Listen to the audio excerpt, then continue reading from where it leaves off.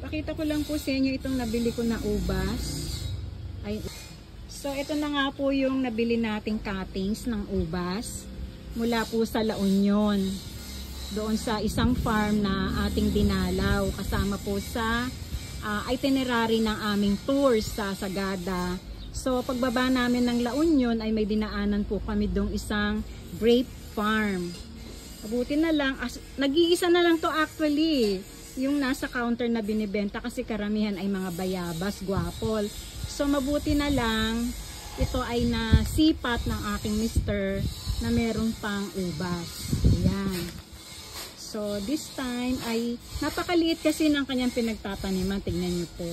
Siguro ito ang pamamaraan ng kanilang pagpapaugat. So ililipat ko muna to sa medyo malaki-laki, hindi naman sobrang laki dahil ililipat pa rin natin ulit. Pero sa ngayon wala pa akong nakikitang mga ugat. Parang ayun, meron na, visible na pala, ayan o. Niisip ko kasi baka pag ginalaw ko baka maantala yung pagtubo ng mga ugat. Pero ayan, nakikita na. So need na itong mailipat sa medyo malaki-laki. Ayan. Sinusuri ko kasi kung ano bang uri ng lupa yung ginagamit nila sa farm. Ayan o, medyo malagkit po siya, diba po, no? Lupang-lupa talaga siya. Parang garden soil. Yan, na medyo malagkit, putik, ganon. Ano siya eh, o pag hinihipo mong ganyan, yung dumidikit sa kamay. So, putik nga siya. So, isasalin ko to, ang gagamitin ko ay pure organic loam soil.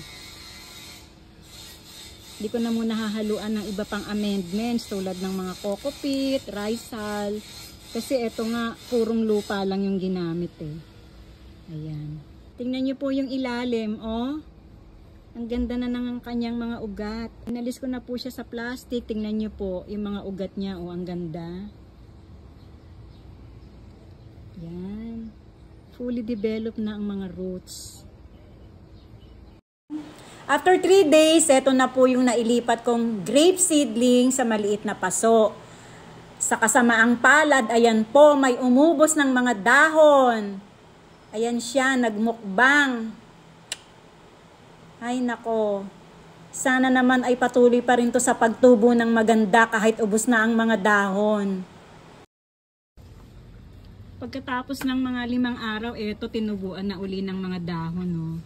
Ayan, at least buhay pa itong aking seedling ng ubas. Maraming salamat po sa pagsubaybay. Muli, ito po ang The Late Bloomer. Happy planting! Ayan, galing. Sana lumaki na siya ng husto.